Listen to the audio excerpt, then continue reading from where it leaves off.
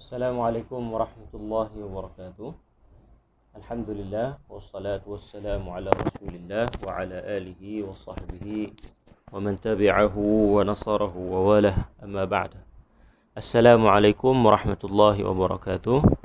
Alhamdulillah, didoakan supaya semua pelajar-pelajar, khususnya pelajar-pelajar yang mengambil subjek usul fiqh ini dan umumnya seluruh umat Islam berada dalam keadaan sihat walafiat, di samping kita berada di dalam satu arahan PKP, Perintah Kawalan ini. Moga-moga kita dapat bersama-sama keluarga dan meluangkan masa dengan perkara-perkara yang bermanfaat. Amin ya rabbal alamin. Jadi video pada kali ini adalah rakaman. Jadi kepada pelajar yang mengambil subjek usul fiqh ini, Fasi 1073, bolehlah menjadikan video ini salah satu daripada bahan kita mengulang kaji subjek usul fiqh. Dan kali ini insya-Allah kita akan berbincang berkenaan satu topik, iaitu dilalat al-alfaz, pendalilan kepada lafaz-lafaz tertentu. Saya telah bekalkan slide ini. Jadi minta maaf lah untuk permulaan ini. Ustaz tak berapa nak mahir lagi untuk campurkan antara rakaman video dan juga slide. InsyaAllah masa akan datang kita akan cuba perbaiki. Jadi di samping melihat video ini, jadi bolehlah disekalikan dengan melihat slide yang dah dibekalkan. Baik. Di sini ada 14. Kalau isi pentingnya 13 slide sahaja. InsyaAllah dalam tempoh lebih kurang 1 jam ini Ustaz akan bincangkan dan kita akan sama-sama mengambil manfaat daripada perbincangan ini insyaAllah. Jadi kita telah sampai ke satu perbincangan, iaitu dilalat al-alfaz, pendalilan terhadap lafaz-lafaz. Apa maksud tajuk ini? Ini tajuk yang besar setelah kita bincangkan tentang dalil, Al-Quran, As-Sunnah, Ijma', Qiyas, Istishab, dan juga dalil-dalil yang lain yang tidak disepakati. Namun topik ini secara khususnya dia ada kaitan secara langsung dengan tajuk Al-Quran dan As-Sunnah. Maksudnya dalil yang berkait dengan nas, ayat. Jadi bagaimana kita ingin memahami teks-teks ataupun nas-nas Al-Quran dan As-Sunnah ini, maka perlu kita fahami dengan kita mempunyai satu ilmu berkenaan dengan dilalatil alfaz, pendalilan tentang lafaz-lafaz. Jadi kalau kita baca Al-Quran, ada lafaz-lafaz suruhan, ada lafaz-lafaz larangan. Bagaimana kita ingin memahami lafaz-lafaz ini dengan kefahaman yang betul? Jadi pada peringkat permulaan ini kita akan bincangkan dua lafaz yang penting, iaitu al-amru wan nahyu. InsyaAllah kita akan bincangkan. Pada slide yang kedua, iaitu muqaddimah lil mawdu'. Ini pengenalan. Di sini kalau kita lihat juga pada buku, Ustaz dah masukkan maklumat ini. Innal alfaz wal kalimat hiya al-wasilah allati yu'abbaru biha al-musyarri' litaklif bil ahkam. Maksudnya sesungguhnya lafaz dan kalimah itu adalah wasilah, cara, yang mana cara itu yang diungkapkan oleh Allah Subhanahu wa taala litaklifi bil ahkam, untuk memberikan sesuatu taklifan. Maksudnya lafaz-lafaz ini Allah Subhanahu wa taala gunakan untuk memahamkan kita semua mukallaf ini tentang sesuatu taklifan. Jadi kalau kita gunakan perumpamaan yang mudah, kalau macam kita selaku manusia, kita nak memberikan arahan kepada orang lain, kita gunakan arahan lisan salah satunya. Jadi bagaimanakah kita nak memahami sesuatu ungkapan lisan ataupun ayat? Kita nak faham ayat ini ayat suruhan ke, ayat larangan ke, ataupun sebaliknya. Ataupun ini ayat penyata ataupun ayat pertanyaan. Jadi sesuatu message itu difahami melalui kita memahami teksnya. Jadi begitu juga Allah Subhanahu Wa Taala apabila ingin mewajibkan kita sesuatu perkara, maka medium utamanya adalah dengan ungkapan dipanggil kalamullah, iaitu Al-Quran, dan juga hadis Nabi sallallahu alaihi wasallam yang diturunkan dengan wahyu. Baik, wa inna ahammu siyagh at-taklif. Maksudnya siyagh ni asal daripada perkataan sirah. Sirah ni lafaz. Maksudnya sirah yang terpenting di dalam ungkapan yang ada di dalam Al-Quran ini adalah wa aktsaruha syuyu'an wa intisharan, dan yang paling banyak diguna pakai dan yang tersebar yang kita kena belajar yang ada di dalam Al-Quran adalah sirah al-amri dan juga sirah an-nahi, ungkapan suruhan dan ungkapan larangan. Dan biasanya kalau ungkapan suruhan yang masyhur yang kita tahu, macam mana kita nak tahu ini ungkapan suruhan? Maka biwaznin if'al, dengan wazan if'al. Kalau dalam bahasa Arab, if'al maksudnya lakukanlah. Itu fi'il amar. Yadullu ala talabil fi'li, yang menunjukkan kepada kena buat sesuatu perkara. Waqad yakunu talban jaziman, dan kadang-kadang suruhan itu berbentuk jazim. Yang kita dah bincang dalam hukum sebelum ni, ada yang jazim, ada yang tidak jazim. Waqad yakunu ghairu jazimin. Jadi apabila yang jazim itu bermaksud wajib, yang tidak jazim bermaksud sunat. Begitu juga sirah an-nahi, larangan. Basicnya kita akan guna perkataan la taf'al, jangan kamu buat. Jadi kita lihat dalam Al-Quran banyak dengan sirah ini. If'al, la taf'al. Yang la taf'al sama ada dia bermaksud yadullu ala talabit tarki, ungkapan yang menunjukkan bahawa tuntutan untuk meninggalkan. Imma bisyaklin jazim atau ghairu jazim. Adapun dengan jazim, dengan tuntutan yang tegas yang bermaksud haram, ataupun tuntutan yang tidak tegas bermaksud makruh. Baik, pergi pada slide yang seterusnya. Ta'rif al-amr. Ini subtopik yang pertama, iaitu al-amru. Huwa talabul fi'li ala jihatil isti'la. Fal-amru talabun li'ada'il fi'li wal qiyamu bihi fil mustaqbal ba'da al-amri wa yakunu min jihatin man lahu sultah al-amri. Dan sudut definisi dia, suruhan ini adalah tuntutan melakukan sesuatu perbuatan. Talabu al-fi'li. Talabu, tuntutan, al-fi'li, melakukan sesuatu perbuatan. Ulama sepakat mendefinisikan al-amru itu setakat itu. Talabul fi'li. Tuntutan secara lisan. Maksudnya tuntutan yang kita nyatakan di sini dalam perbincangan kita ini adalah tuntutan secara lisan. Dan tuntutan itu untuk melaksanakan sesuatu perkara. Ala jihatil isti'la, ini sebahagian ulama berbeza pandangan. Ada ulama yang mensyaratkan tuntutan itu hendaklah daripada jihatil isti'la. Jihatil isti'la ni maksudnya daripada perspektif ataupun daripada sumber yang lebih tinggi, ataupun daripada kata-kata yang mempunyai satu keistimewaan dan kemuliaannya. Kan kalau sebahagian kitab usul fiqh yang lain dia kata min jihat ulwin wasti'la'in. Ulwin tu maksudnya tempat yang tinggi, isti'la kata-kata yang mulia. Maksudnya kalaulah kita nak faham dengan cara yang mudah, apabila kita suruh seseorang itu melakukan sesuatu perbuatan, hendaklah kita ini ada autoriti, kan? Yang kita suruh itu adik kita, anak kita, pekerja kita. Itu baru valid suruhan. Maksudnya suruhan daripada yang atas kepada yang bawah, tu panggil ulwin, ketinggian martabat dia. Ataupun isti'la. Isti'la ni maksudnya kata-kata daripada orang atasan. Kalau sebagai seorang pelajar, dia tertakluk kepada undang-undang universiti dia. Jadi setiap kata-kata dan arahan daripada pihak pengurusan universiti itu berbentuk isti'la, statement yang dikeluarkan oleh orang atasannya. Jadi sebahagian ulama berpandangan bahawa suruhan itu hendaklah datangnya daripada orang yang lebih tinggi. Mana mungkin orang yang bawah memberikan arahan kepada orang atas. Jadi itu kefahaman secara umum. Kan? Macam mana boleh seorang anak memberi arahan kepada ibu bapa dia, anak murid memberi arahan kepada guru dia.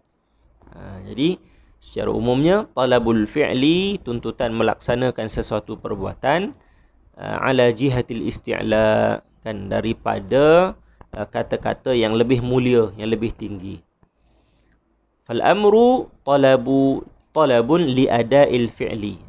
Suruhan itu maksudnya permintaan untuk melaksanakan sesuatu perbuatan, wal qiyamu bihi, dan menunaikannya, memenuhinya, mendirikannya, fil mustaqbal ba'dal amri, pada masa yang akan datang, ba'dal amri, setelah adanya suruhan. Maksudnya tidak akan berlaku perbuatan itu selagi mana tidak ada suruhan. Maksudnya suruhan datang dulu, baru datangnya perbuatan tersebut, pelaksanaan tersebut. Wa yakunu min jihatin man lahu sultah. Ini huraian kembali kepada apa yang Ustaz sebut tadi. Wa yakunu, dan hendaklah suruhan itu berlaku daripada pihak yang mempunyai sultah. Sultah ni kekuasaan, yang ada pangkat, yang ada kedudukan yang lebih tinggi. Itu ta'rif tentang al-amru. Kemudian sirah. Sirah ni jamak kepada sirah.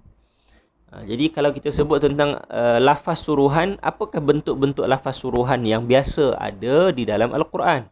Yang pertama, ini sebagai contoh, ada banyak lagi yang Ustaz masukkan di sini beberapa saja. Yang pertama, sirah al-amri, ini yang biasa.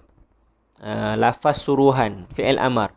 Ayat Al-Quran, Allah Ta'ala berfirman, awfu bil uqud, penuhilah ataupun tunaikanlah janji-janji kamu. Ataupun aqimus salah wa atuz zakah, dirikan salat, tunaikan zakat. Itu yang basic, sirah al-amri. Yang kedua, dengan sirah mudhari' al-muqtarin bilamil amri. Satu lagi perkataan ataupun bentuk dalam bentuk fi'il amar tetapi ada lamul amri.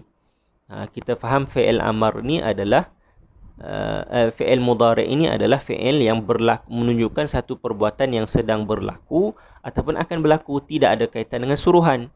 Tetapi apabila dia dicantumkan dengan lam di awalnya, dipanggil lamul amri. Contoh, liyunfiq dhu sa'atin min sa'atih. Jadi hendaklah, jadi yunfiq itu maksud dia memberi nafkah saja, tapi apabila dimasukkan lam, hendaklah memberi nafkah. Siapa dia? Dhu sa'atin min sa'atih, orang yang mempunyai kemampuan. Khususnya ni ayat ini berkenaan dengan ibu bapa memberi nafkah kepada anak. Hendaklah ia memberi nafkah sekadar kemampuan dia. Kemudian bentuk yang ketiga, bil jumlah al-khabariyah allati yuqsadu minha at-talab, dalam bentuk khabar, bentuk perkhabaran, ayat penyataan tapi ia bermaksud suruhan. Contohnya, wal walidatu yurdi'na auladahunna haulaini kamilain. Wal walidat maksudnya ibu-ibu yang menyusukan anak-anak mereka dalam tempoh haulain, 2 tahun. Ini penyataan, ibu menyusukan anak dalam tempoh 2 tahun. Tapi di sini bermaksud satu bentuk suruhan, kan? Seorang ibu hendaklah menyusukan anaknya dalam tempoh 2 tahun, sekiranya dia ingin melengkapkan tempoh penyusuannya. Kemudian bentuk yang keempat dengan bentuk masdar naib anil fi'il, an fi'ilil amri, naib fa'il. Dalam bahasa Arab kan kita faham naib fa'il. Fa'il tu si pelaku, tetapi di sini naib, maksudnya yang menggantikan fa'il tersebut. Fa idza laqitumul ladzina kafaru fadharbar riqab, apabila kamu berjumpa dengan orang kafir, maka pukulan di leher. Maksudnya pukulan di leher itu satu bentuk penyataan.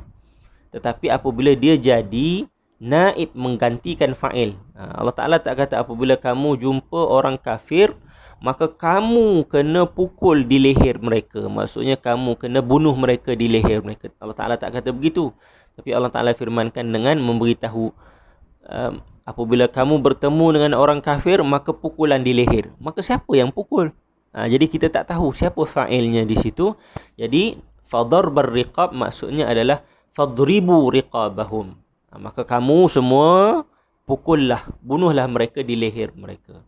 Jadi itu satu bentuk pengkhabaran tetapi yang bermaksud suruhan. Jadi banyak lagi sebenarnya rupa-rupa baru kita faham di dalam Al-Quran itu yang berbentuk suruhan bukan semata-mata dengan fi'il amar sahaja. Ada bentuk-bentuk yang lain. Mungkin dalam bentuk menyatakan tentang pahala, kebaikan, maka itu bermaksud suruhan. Nanti kita akan tengok dalam bentuk majaz. Jadi tadi slide tadi 4 tadi tu, ini bentuk suruhan secara fizikal, kita boleh nampak. Oh, tengok, boleh ukur ini suruhan. Selepas ni kita akan tengok bentuk secara majaz. Maksudnya itu bermaksud suruhan, tetapi kita perlu analisis dengan lebih mendalam baru kita boleh faham ia adalah suruhan. Baik, apabila berkenaan dengan suruhan, apakah dilalah dia? Apakah pengajaran ataupun kita kata kesimpulan daripada suruhan tersebut? Qala jumhur al-ulama, ni slide seterusnya, slide kelima. Qala jumhur al-ulama innal amra yadullu ala wujubil ma'mur bihi. Majoriti ulama kata apabila kita faham itu sesuatu al-amru, suruhan, maka pengajaran dia, kesimpulan dia adalah yadullu ala wujubil ma'mur bihi. Dia menunjukkan kepada kewajipan kita melaksanakan sesuatu yang disuruh. Apabila berkaitan dengan suruhan, maksudnya hukumnya apa? Wajib. Wajib kita melaksanakan suruhan. Wala yasrifu 'anil wujubi ila ghairihi, maka tidak akan berubah daripada wajib pergi kepada hukum lain, sunat ke, harus ke, tak. Illa biqarinatin tadullu 'ala dhalik, kecuali ada qarinah. Qarinah ni maksudnya ada isyarat-isyarat yang lain yang menukar haluan daripada wajib pergi kepada sunat ataupun pergi kepada harus. Selagi mana tidak ada qarinah, maka tetap dengan wajib. Li'anna al-Arab, sebab apa? Sebab ini kebiasaan orang Arab. Tasta'milul amri lit-talab al-jazim, kerana orang Arab biasa menggunakan suruhan. Ayat sirah suruhan itu nak menunjukkan wajib. Begitulah kita guna pada memahami ayat Al-Quran. Wa huwa ma jaa fi nususin syar'iyyah. Begitu juga kita nak praktiskan di dalam nas-nas syarak. Fa in qasada bihi ghairu dhalika fa huwa ala sabilil majaz. Sekiranya ia dimaksudkan dengan maksud yang bukan wajib, ghairu dhalika, maksudnya kalaulah kita nak faham dia dengan maksud bukan wajib sekalipun, fa huwa ala sabilil majaz, maka dia hanya dengan jalan majaz sahaja. Jadi kita kata ada dua jalan, satu jalan hakikat, satu jalan majaz. Hakikat ni maksudnya makna yang sebenar. Apabila kita kata duduk, suruhan ini bermaksud wajib. Wajib apa? Wajib duduklah. Tetapi secara majaznya kita boleh faham, oh ini maksudnya suruhan duduk bermaksud jangan berdiri, ataupun satu larangan untuk melakukan perbuatan selain daripada duduk. Jadi ini kefahaman majaz, kiasan yang lebih jauh daripada itu. Ataupun kita boleh kata suruhan untuk duduk ini bukan bermaksud wajib, mungkin ia adalah galakan. Sebab apa? Sebab kalau semua orang berdiri, orang belakang tak nampak apa yang disampaikan oleh guru di depan, maka disuruh supaya semua duduk. Jadi suruhan semua duduk itu bukan bermaksud wajib. Orang yang duduk belakang boleh berdiri, sebab bagi dia boleh nampak. Jadi suruhan itu diihtimalkan, dibuatkan andaian bahawa suruhan itu bukan wajib, tetapi hanya sunat kepada orang yang berada di depan sahaja. Jadi ini secara majaz. Wa illa fal aslu annahu lil wujub, kecuali yang asalnya adalah suruhan bermaksud wajib. Setelah kita melihat al-amru secara hakikatnya, sekarang ini kita melihat al-amru secara majaz. Contohnya ni ada banyak. Yang majaz ni maksudnya makna secara yang indirect. Yang pertama bermaksud an-nadbu wal istihbab. Suruhan itu bermaksud galakan. Jadi bukan wajib tapi hanya galakan. Contoh, Allah Ta'ala berfirman, fakatibuhum in alimtum fihim khaira. Dan maka tulislah, ini dalam isu hutang. Apabila kamu berhutang, maka kamu kena tulis hutang tersebut. In alimtum fihim khaira, sekiranya kamu tahu di dalam perbuatan kamu menulis hutang itu adanya kebaikan kepada kamu. Jadi di sini walaupun fakatibuhum, maksudnya kamu hendaklah kena menulis. Kan, mereka hendaklah menulis. Fal amru lil mukatabah mandubah. Kan, suruhan untuk menulis itu hukumnya mandub saja, sunat saja. Biqarinah, sebab ada isyarat. Isyarat dia apa? Annal malik hurrut tasarruf fi mulkihi. Kerana seorang pemilik harta itu dia bebas untuk melakukan apa sahaja kepada pemilikan dia. Maksudnya kalau dia nak beri pinjam kepada sesiapa saja, dia boleh bagi pinjam siapa saja tanpa dia menulis. Sebab apa? Sebab harta itu milik dia. Kan? Boleh jadi dia bagi pinjam tapi niat dia nak bagi terus. Itu terpulang kepada dia. Tapi seeloknya dia tulis. Kokot takut berlakunya apa-apa di kemudian hari. Jadi itu makna lain selain daripada wajib. Boleh jadi mandub, boleh jadi irsyad. Irsyad ni maksudnya hanya ingin memberikan satu panduan sahaja. Ya ayyuhalladzina amanu idza tadayantum bidainin ila ajalin musamman faktubuh. Pun sama juga ayat berkenaan dengan hutang. Wahai orang beriman, apabila kamu berhutang maka faktubuh, tulislah. Jadi di sini fal amru bi kitabatid dain yadullu ala mujarrad al irsyad. Menulis hutang ini hanya Allah Taala hanya beritahu sebagai panduan. Itu baik bagi kamu. Kalau kamu nak tulis, itu bagus. Kan? Sebagai panduan sahaja. Kalau nak buat, buat. Kalau tak nak buat pun tak apa. Mungkin kita beri hutang kepada orang yang kita dah percaya, maka tak perlu tulis. Jadi, apakah qarinah yang mengatakan kalau beri hutang kepada orang yang kita dah percaya tak perlu tulis? Ayat selepas tu. Fa in amina ba'dukum ba'dha falyu'addi alladhi tumina amanatahu. Kan? Apabila kamu dah amina, kamu dah percaya dah dekat dia, falyu'addi, maka kan teruskanlah. Nak beri pinjam ke, teruskan. Sebab kita berpegang kepada sifat dia sebagai seorang yang boleh dipercayai. Fala hajah lil kitabah, maka tak perlu kepada menulis hutang tersebut. Jadi ini boleh jadi suruhan tapi bermaksud hanya nak berikan satu panduan. Yang ketiga boleh jadi bermaksud lil ibahah, nak beritahu harus, boleh. Contohnya Allah Taala berfirman, wa kulu washrabu, kan, makanlah minumlah. Ini lafaz berbentuk wajib, suruhan, kan, makan, kul. Tapi di sini bukan maksud kamu wajib makan, tak, tapi nak beritahu kamu harus makan. Kalau kamu tak nak makan pun boleh, tak ada masalah. Jadi kita boleh kembangkan maksud suruhan yang ada di dalam Al-Quran itu bukan semata-mata wajib saja, tapi dari sudut makna majaznya dia boleh dikembangkan lagi. Kemudian boleh jadi litakdib, untuk memberikan didikan ataupun berikan satu pengajaran. Contoh ni dalam hadis Nabi dengan seorang budak. Nabi kata, ya ghulam sammillah, wahai budak, sebutlah nama Allah, wa kul biyaminik, dan makanlah dengan tangan kanan kamu. Adakah baca bismillah sebelum makan hukumnya wajib? Adakah makan dengan tangan kanan hukumnya wajib? Walaupun dalam hadis ini dinyatakan dalam lafaz ataupun dalam sirah fi'lul amri, maka di sini tak bermaksud wajib. Kalau orang tangan kanan dia sakit, maka dia makan pakai tangan kiri, boleh.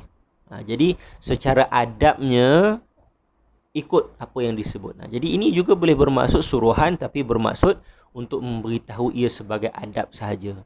Adabnya baca bismillah, makan pakai tangan kanan. Kemudian yang kelima, lil inzar, untuk memberikan satu kita kata inzar, peringatan. Qul tamatta'u fa inna masirakum ilan nar. Katakanlah wahai Muhammad, tamatta', maksudnya bersenang-senanglah kamu di dunia, sesungguhnya tempat kembali kamu adalah di neraka. Ini satu bentuk inzar, memberi rasa takut, peringatan.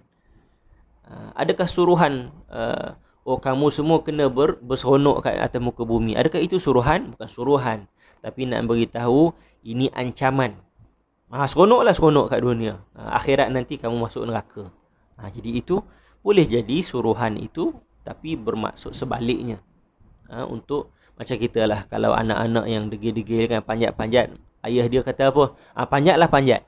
Jadi suruh panjat itu bukan suruh buat betul, tapi nak bagi tahu yang sebaliknya. Kalau kamu panjat, kenalah nanti. Itu. Jadi ini usul fiqh, kita memahami sesuatu ungkapan, bukan semata-mata untuk keluarkan hukum saja, tapi untuk kita memahami apakah kehendak di sebalik lafaz tersebut, ungkapan tersebut. Boleh jadi bermaksud hanya semata-mata doa, meminta, kan? Contohnya doa yang selalu kita baca, Rabbana atina fid dunya hasanah. Kalau ikutkan, ini perintah, suruhan. Wahai Tuhan kami, berikan kepada kami kebaikan di dunia. Adakah kita nak suruh Allah Ta'ala? Ini tak. Ini bukan bermaksud kita suruh, tetapi bermaksud doa, kita meminta supaya Allah Ta'ala berikan kebaikan kepada kita di dunia. Jadi habis berkenaan dengan al-amru. Jadi harap-harap setakat itu kita semua boleh faham dengan baik. Slide kita yang kita bekalkan ini maksudnya perlu dibaca dengan disekalikan dengan video ini. Kita tengok, kemudian kita baca sekali slide, ataupun boleh tengok buku, sama aja. Slide ini diambil daripada buku, cuma dipetik ataupun disusun dalam bentuk yang lebih menarik, dalam bentuk poin. Moga kita boleh faham dengan mudah. Baik, kita berpindah kepada subtopik yang seterusnya, iaitu an-nahyu, larangan. Takrif kepada an-nahyu, talabul kaf an fi'lin ala jihatil isti'la. Biasa kita dengar sebelum ni, talabut tarki, sebenarnya sama saja, kan? Tuntutan untuk meninggalkan ataupun tuntutan untuk al-kaf. Kaf ni maksudnya untuk meninggalkan. Kan orang Arab guna ni, kaf ni maksudnya tapak tangan untuk menepis ataupun menolak. Talabul kaf, tuntutan untuk menahan. Menahan apa? An fi'lin, daripada melakukan. Jadi poinnya adalah tuntutan untuk meninggalkan.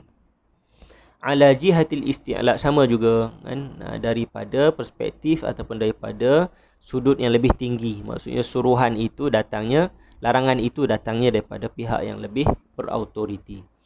Fannahyu yadullu ala talabil imtina. Larangan itu bermaksud tuntutan untuk larang. Talabul imtina. Imtina ni halangan. Suruhan, tuntutan untuk menahan. An fi'lin, daripada melakukan sesuatu perbuatan. Minal af'al, daripada perbuatan-perbuatan. Bil qawli sadir an jihatin tamliku dhalika. Kan? Larangan itu datangnya dari sumber apa? Sumbernya adalah bil qawl, larangan secara lisan.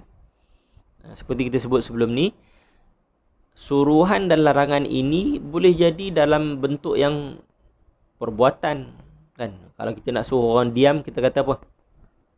So itu larangan secara perbuatan. Tapi kalau kita kata diam, tangan kita tak tunjuk apa-apa, kita kata diam. So itu larangan berbentuk lisan. Jadi yang kita bincangkan di sini khususnya berkenaan dengan lisan. Suruhan dan larangan berbentuk lisan. Wan nahyu yuqabilul amri. Larangan itu adalah berlawanan dengan suruhan. Fi kulli halihi, dalam setiap keadaan. Maksudnya apabila disuruh buat sesuatu perkara, maksudnya laranganlah di sebaliknya.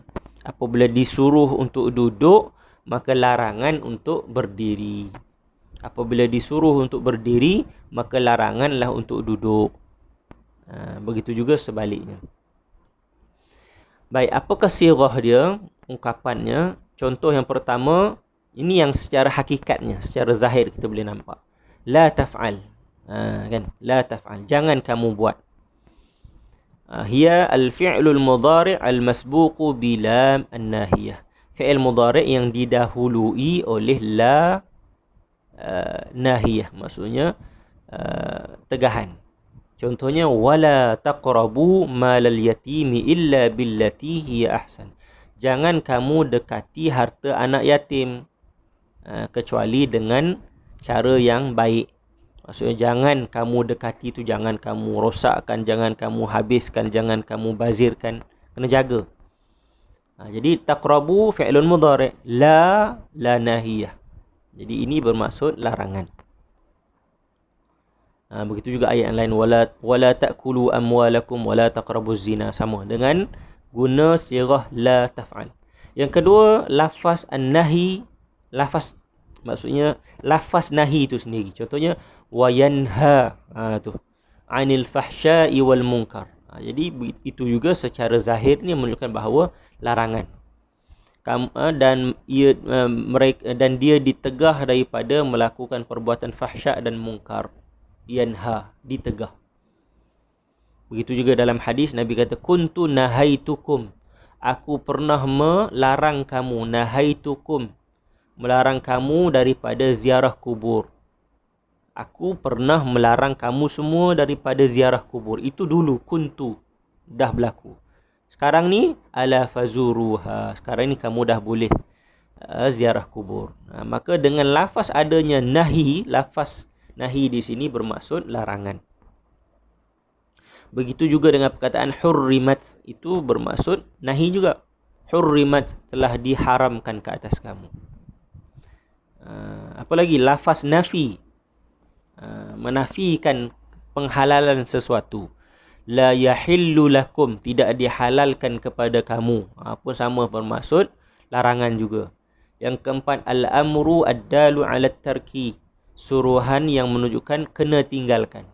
Fajtanibur rijsa minal awthan, jauhilah kamu daripada kotoran-kotoran daripada berhala-berhala.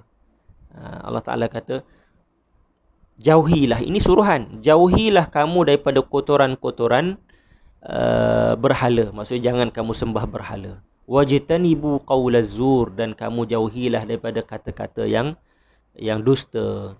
Maksudnya suruhan untuk meninggalkan bermaksud larangan. Pun boleh jadi larangan juga. Yang kelima, tartibul uqubah 'alal fa'il, apabila dinyatakan tentang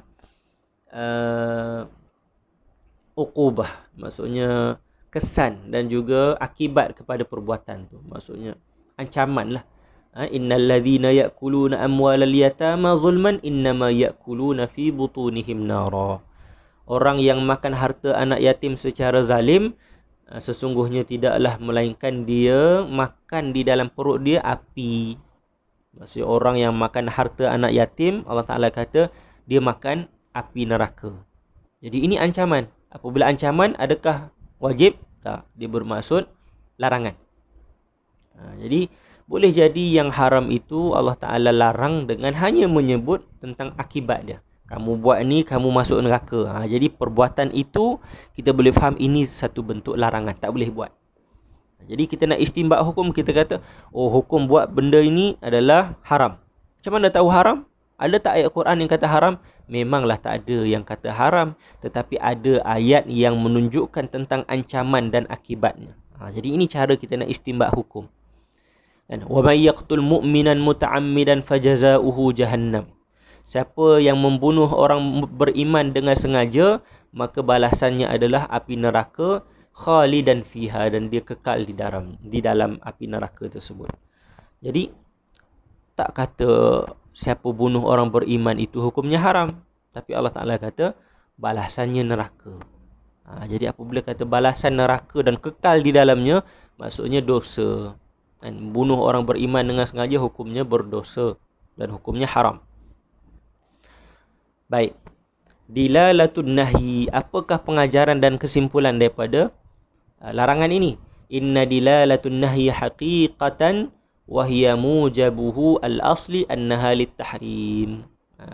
Secara hakikatnya larangan bermaksud lit-tahrim, untuk mengharamkan sesuatu perbuatan. Sama juga wajib tadi, al-amru lil wujub secara basicnya. Begitu juga an-nahyu lit-tahrim. Selagi mana tidak ada isyarat yang mengubahnya kepada makruh dan harus.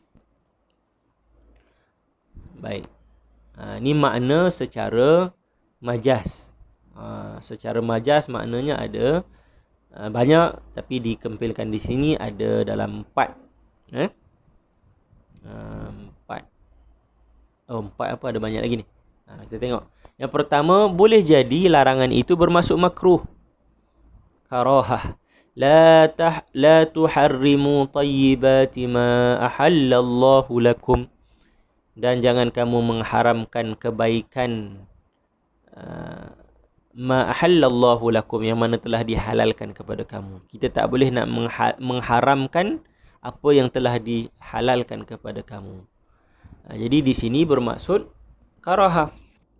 Jangan kamu mengharam apa yang baik bagi kamu. Yang bukan mengharamkan yang halal, tetapi mengharamkan apa yang baik bagi kamu. Maksudnya kalau dari sudut makanan lah kita katakan. Ada benda yang halal kita makan, tetapi kita mengharamkannya. Contohnya ada orang kata, oh, makan jajan tu tak bagus. Makanan tidak sihat. Tapi hukum makan dia apa? Hukum makan dia harus. Hukum makan dia halal, boleh makan. Tapi tiba-tiba kita nak mengharamkan. Kita kata ini makan jajan ni hukum dia haram. No, tak boleh kita nak kata haram. Tapi cukup dengan kita kata mungkin makruh. Sebab apa? Sebab perkara itu memudaratkan kesihatan. Jadi kita mengharamkan di situ bukan bermaksud haram secara haram, tetapi haram itu bermaksud makruh. Fatarkut tayyibat makruh. Kan? Meninggalkan perkara-perkara yang bagus itu hukumnya makruh. Boleh kalau kita tak nak buat benda-benda yang bagus. Contohnya tadi, kalau makan benda jajan yang memudaratkan, boleh. Kita kata mungkin boleh jadi hukumnya makruh. Dan sebaliknya, kalau kita meninggalkan benda yang bagus, kita kata, apa dia makanan yang berkhasiat, makan kurma, makan tamar.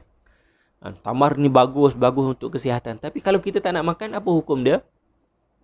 Dia tak jadi kita mengharamkan yang halal, tak. Sekadar makruh. Apa hukum tak makan kurma? Oh, mungkin tak jadi haram pun perbuatan tu, tapi hanya jadi makruh. Sebab kita telah meninggalkan perkara yang bagus. Jadi itu maksudnya larangan. Bukan tak bermaksud haram semata-mata, tapi boleh jadi hukumnya makruh. Boleh jadi dia sebagai doa. Rabbana la tuzigh qulubana. Wahai Tuhan kami, janganlah kamu palingkan hati kami. Janganlah, bukan kita nak larang Allah Ta'ala, tapi kita nak kata doa. Ya Allah, janganlah engkau palingkan hati kami setelah engkau berikan hidayah kepada kami. Ba'da idh hadaitana. Boleh juga bermaksud lil irsyad, untuk memberikan satu petunjuk. Ya ayyuhalladzina amanu la tas'alu an asya'a in tubdalakum tasu'kum. Wahai orang beriman, janganlah kamu tanya sesuatu perkara. Janganlah kamu bertanya tentang sesuatu perkara sekiranya ia boleh mendatangkan keburukan kepada kamu. Hukum kita bertanya harus, tapi kalau kita tanya benda yang boleh mengundang mudarat kepada diri kita, hukumnya makruh. Tapi di sini Allah Ta'ala kata la, jangan. Adakah jangan itu bermaksud haram? Kan? Duk tengok dah dalam keadaan ni, kalau kita tanya mudarat pada kita ni. Kan? Macam apa cerita Bani Israel. Kan? Dah dikata jangan tanya, ditanya juga. Apabila ditanya, diturunkan syariat secara lebih detail, menyusahkan dia. Maka pertanyaan itu Allah Ta'ala kata jangan tanya. Apabila jangan tanya, bukannya hukumnya haram, tapi hukumnya makruh. Ataupun dia hanya nak memberikan irsyad, petunjuk. Kan? Lebih baik kamu jangan tanya dalam hal-hal begini. Kalau kamu tanya juga, boleh mendatangkan keburukan kepada kamu. Jadi itu lil irsyad, nak memberikan panduan. At-tahqir, boleh jadi larangan itu untuk tahqir, maksudnya untuk merendahkan ataupun menghinakan, memandang sesuatu itu hina. Apa dia? Wala tamuddanna 'ainaika ila ma matta'na bihi azwajan minhum zahratal hayatid dunya. Jangan kamu palingkan mata kamu kepada kenikmatan di dunia. Adakah kita melihat kenikmatan dunia hukumnya haram? Tak haram. Tapi nak bagi tahu kat sini, kenikmatan di dunia itu benda bentuk tahqir, benda yang sangat hina. Janganlah kamu tengok benda-benda yang hina tu. Kan kita boleh faham kan? Jadi tak bermaksud la je, oh ni haram. Tak, dia banyak lagi maksud lain dia. Boleh jadi bayanul aqibah, nak bagi tahu akibat sesuatu perkara. Buat benda ni, ini balasan dia. Boleh jadi ta'yis. Ta'yis ni maksudnya la tayasu min rahmatillah. Maksudnya untuk berputus asa daripada rahmat Allah. Ta'yis. Apabila Allah Ta'ala kata, ya ayyuhallazina kafaru la ta'tadhirul yawm innama tujzawna ma kuntum ta'malun. Wahai orang kafir, pada hari ini kamu dah tak boleh menyelamatkan diri kamu. Kamu tak boleh nak mengambil keuzuran dah pada hari ini. Sesungguhnya balasan itu berdasarkan apa yang kamu telah kerjakan. Jadi ini ayat ini apabila kata la, bukan bermaksud haram, tapi nak bagi tahu habislah kamu. Hari ini kamu dah tak boleh nak buat apa dah. Kan? Itu maksud ta'yis, maksudnya nak beri rasa menyesal kepada orang kafir. Pun boleh jadi at-tahdid, ancaman. La di situ maksudnya ancaman. La tuti', jangan kamu ikut. Kalau kamu ikut juga bahaya. Al-iltimas, maksudnya nak bagi tahu jangan kamu berserta. Iltimas ni maksudnya bersentuhan, tapi nak katanya jangan kamu ikut perbuatan tu. Hanya nak bagi tahu jangan kamu sama dengan mereka. Asy-syafaqah, bermaksud asy-syafaqah ni maksudnya kesian. Kan? Contoh Nabi kata la tattakhidud dawaba karasi. Jangan kamu jadikan sebagai binatang melata itu sebagai kerusi kamu. Suka hati kita ya nak duduk atas kambing, nak duduk atas kucing, nak duduk atas binatang-binatang yang lemah. La di situ bukan bermaksud haram, tapi nak bagi tahu kesianlah kat dia. Itu syafaqah. Dan habis lagi tu. Yang membezakan di antara suruhan dan larangan. Slide seterusnya. Mumayyizatil amri anil nahyi. Apakah perbezaan antara al-amru dengan an-nahyu? Al-amru ni dilebih sikit. Apa dia? Al-amru wan nahyu huwa anna al-amra al-mutlaq yaqtadi fi'lun marrah 'ala al-asah. Ala al-asah. Kalau suruhan dia bermaksud kena buat sekali, marrah. Kan? Apabila disuruh paling kurang buat sekali. Apabila dah buat, settle. Wan nahyu yaqtadi tikrar. Tapi larangan, apabila dilarang, kena usaha untuk buat berkali-kali. Contoh, kalau disuruh buat assignment, suruh buat assignment sekali je lah. Jangan tanya, ustaz ni kena buat berapa kali assignment ni? Saya dah siap, kena buat lagi ke? Jangan tanya. Apabila disuruh dengan kamu kena buat assignment, ada 25 markah contohnya, itu saja. Nanti ustaz bagi tajuk assignment dia. Kemudian larangan. Kalau dilarang, jangan kamu isap rokok. Adakah apabila dikata jangan isap rokok, sekarang ni saja kita tak isap rokok? Tak. Dia bermaksud tikrar, berterusan. Sekarang tak boleh, lepas ni tak boleh, sampai bila-bila tak boleh, sebab dia ada mudarat dia. Ala dawam, berterusan. Itu beza dia. Wan nahyu la yattasifu bil faur. Faur ni maksudnya segera. Larangan tidak tertakluk dengan segera. Kalau kamu dilarang untuk melakukan, larangan itu bukan bermaksud segera. Maksudnya kamu kena usaha juga untuk meninggalkan benda tu, walaupun secara beransur-ansur. Itu dia kata larangan tidak bersifat segera, wat tarakhi, dan juga tidak bersifat tarakhi. Tarakhi ni boleh dikemudiankan. Maksudnya dia tak tertakluk kepada kena tinggal segera ataupun kena tinggalkan kemudian. Tertakluk kepada larangan tadi tu. Kalau disebut secara itlaq, kamu tak boleh isap rokok, maka serta-merta. Tapi kalau dia kata kamu jangan isap rokok di luar kawasan ini, maksudnya larangan itu hanya pada luar kawasan ini. Di kawasan ini boleh. Jadi itu tertakluk kepada larangan. Wal amru yattasif bizalika. Tetapi kalau suruhan, dia ada kaitan dengan segera ataupun kemudian. Apabila disuruh, kena buat segera. Melainkan disebut due date dia. Kamu semua kena baca buku ni. Bila? Minggu depan. Itu minggu ni tak perlu lagi lah, minggu depan. Tapi kalau disebut secara itlak, kamu semua kena baca buku ni, Maksudnya kamu serta-merta kena baca. Itu perbezaan dia. Wan nahyu la yaqtadi idza fata waqtuhu al-muayyan bi khilafil amri. Larangan tidak dikira apabila dah habis tempoh dia. Kan? Maksudnya kalau dikatakan sepanjang kamu jadi pelajar ni tidak boleh ada rambut panjang, maka sepanjang jadi pelajar ajalah, habis jadi pelajar terpulang. Hukumnya tak ada masalah. Tapi kalau suruh kamu semua kena jadi orang yang rajin, maka stop kat situ. Maksudnya sampai bila-bila kita kena jadi rajin. Jadi Mumayyizat ini Ustaz tak bercadang untuk baca semua. Maksudnya dia sebagai info tambahan. Dan ini dianggap detail lah. Kalau kita nak bincangkan di detail. Lihat satu persatu. Yang penting poin yang kita sampaikan adalah memahami perbezaan antara apa itu al-amru dengan definisi dia dan sirah dia dan dilalah dia. Apa itu an-nahyu, ta'rif dia, sirah dia, dilalah dia. Kalau ada soalan nanti dalam tutorial, dalam Zoom nanti kita utarakan soalan tersebut dan kita bincang.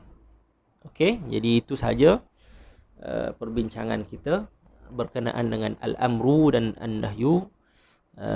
Video kita ni hampir sejam. Jadi bolehlah kita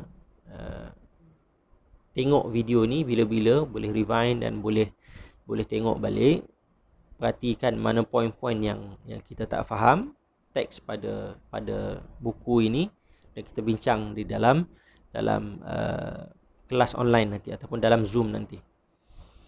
Wallahu a'lamu bis-shawab. Diharapkan semua boleh faham dengan baik. Sekiranya ada persoalan, catat. Jangan lupa ilmu itu dengan menulis. Dengan kita banyak menulis, ilmu itu akan lebih mantap. Kita akan sambung pada siri-siri yang akan datang dengan tajuk-tajuk yang lain. Wallahu a'lamu bis-shawab. Assalamualaikum warahmatullahi wabarakatuh.